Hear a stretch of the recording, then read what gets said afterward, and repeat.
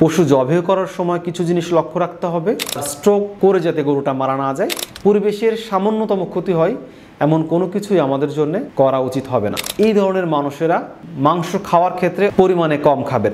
একটি সুস্থ এবং স্বাভাবিক জীবনযাপনের জন্য একজন মানুষের সারা বছর যেই পরিমাণ প্রোটিন বা আমিষ গ্রহণ করার প্রয়োজন হয়, বাংলাদেশের দরিদ্র জনগোষ্ঠীর অধিকাংশই সারা বছর সেই পরিমাণ প্রোটিন গ্রহণ করতে পারে না। ফলে যেই ঘাটতি হয় প্রোটিনের, সেটা অনেকাংশেই পূরণ হয়ে যায় এই কুরবানি ঈদে। এই সময়ে সকল শ্রেণী পেশার মানুষ প্রোটিন বা আমিষ গ্রহণ করার সুযোগ পায়। তবে এ সময় কিছু স্বাস্থ্য ঝুঁকিও তৈরি হয়। আমরা আপনাদেরকে 3টি বিষয়ে লক্ষ্য রাখার জন্য অনুরোধ করব।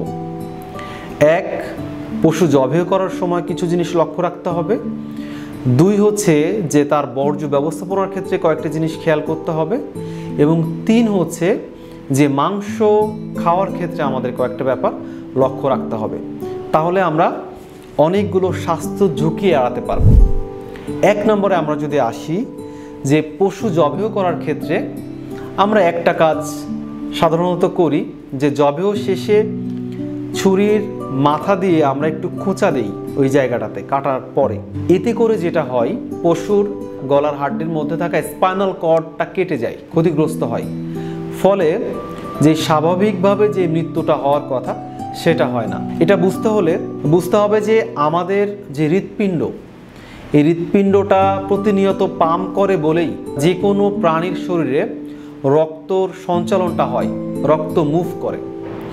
যদি হার্ট পাঞ্চ করা বন্ধ করে দেয় তাহলে রক্তের সঞ্চালনটা বন্ধ হয়ে যায়। আমাদের ব্রেইন থেকে স্পাইনাল কর্ডের মাধ্যমে হার্ট পরিচালিত হয়, ফলে হার্ট নিয়মিত পাম্প করে। আমরা যখন পশু জবাই করি তখন এই হার্ট পাঞ্চ করার ফলেই শরীরের ভেতর থেকে রক্তটা বাইরে চলে আসে। কিন্তু যদি হার্ট পর্যাপ্ত পরিমাণ পাম্প না করে তাহলে পশুর শরীরের মধ্য থেকে যেই পরিমাণ রক্ত বাইরে আসার কথা ওই পরিমাণ আসতে পারবে না। ফলে রক্তের একটা অংশ পশুর শরীরে থেকে যাবে। এর ফলে যেটা হবে, আমরা জানি যে রক্তে অনেক রকম ক্ষতিকর পদার্থ থাকে, অনেক ভারী মৌলিক বা যৌগিক পদার্থ থাকে যেগুলো আমাদের শরীরের জন্য ক্ষতিকর, যেটা রান্না করলেও চলে যায় না। তাহলে আমাদের উচিত যে যথাসম্ভব পশুর শরীর থেকে রক্ত প্রবাহিত হতে দেওয়া। এর জন্যে যেটা অনুরোধ থাকবে, আপনারা জবাইয়ের পর ছুরি দিয়ে খোঁচা দিবেন না, তাহলে হার্টটা পাম্প করবে সঠিকভাবে এবং হয়তো একটু সময় লাগবে পশুটা মারা যেতে, কিন্তু এটাই স্বাস্থ্যের জন্য অধিকতর নিরাপদ হবে। অনেক ক্ষেত্রে আমরা দেখি মুরগি জবাইয়ের ক্ষেত্রেও জবাইয়ের পর গলাটা ভেঙে দেওয়া হয়, বা অনেকে একবারেই মাথাটা কেটে ফেলে।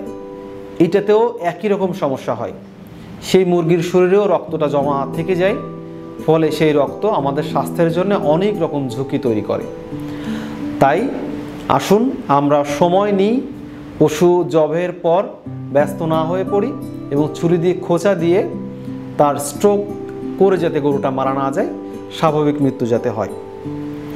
2 নম্বর হচ্ছে এই পশুর যে বর্জ্যটা, আমরা অনেক সময় সঠিকভাবে এটাকে সঠিক জায়গায় ফেলছি না বা সঠিকভাবে মাটি চাপা দিচ্ছি না।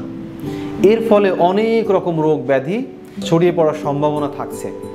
যেমন পশুর যেই বর্জ্যগুলো আমরা বাদ দিয়ে দিচ্ছি, সেই পশুর শরীরে থাকা রোগ ব্যাধিগুলো বর্জ্যের সঙ্গে থেকে যাচ্ছে। কখনো কখনো ওই বর্জ্যগুলোতে ব্যাকটেরিয়া সংক্রমিত হয়ে অনেক রোগ ব্যাধি তৈরি করছে। সেই সাথে সাথে পরিবেশের জন্য এটা ক্ষতির কারণ হচ্ছে। আমাদের অবহেলার কারণেই আজকে পৃথিবীতে এই ব্যাপক পরিবেশ বিপর্যয় হচ্ছে। এই পরিবেশ বিপর্যয় রোধের জন্যে আমরা বা আমাদের পরবর্তী প্রজন্মের কথা চিন্তা করে হলেও পরিবেশের সামান্যতম ক্ষতি হয় এমন কোনো কিছুই আমাদের জন্য করা উচিত হবে না। সুতরাং যারা সিটি কর্পোরেশনের মধ্যে আছেন তারা নির্দিষ্ট জায়গাতে এই বর্জ্যটা, কর্পোরেশন ঘোষিত নির্দিষ্ট জায়গাতে বর্জ্যগুলো ফেলবেন।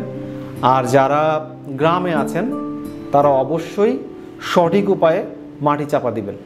আর 3 নম্বর হচ্ছে যে মাংস খাওয়ার ক্ষেত্রে আমরা কয়েকটা জিনিস খেয়াল রাখবো। সেটা হচ্ছে এটা যাতে অতিরিক্ত পরিমাণ আমরা না খেয়ে ফেলি, অতিরিক্ত তেল চর্বি যেন আমরা একসাথে না খেয়ে ফেলি, এবং সেই সাথে সাথে যাদের উচ্চ রক্তচাপ আছে, যাদের কোলেস্টেরলের সমস্যা আছে, যাদের কোনো হার্ট বা কিডনি ডিজিজ আছে, বা যারা কোনো ক্রনিক ডিজিজে আক্রান্ত, এই ধরনের মানুষেরা মাংস খাওয়ার ক্ষেত্রে অবশ্যই সতর্ক হবেন, পরিমাণে কম খাবেন। আপনাদের সকলের সুস্বাস্থ্য এবং দীর্ঘায়ু কামনা করছি। হৃদম ব্লাড সেন্টারের পক্ষ থেকে আপনাদের সকলকে ঈদ উল আজহার শুভেচ্ছা। ঈদ মুবারক।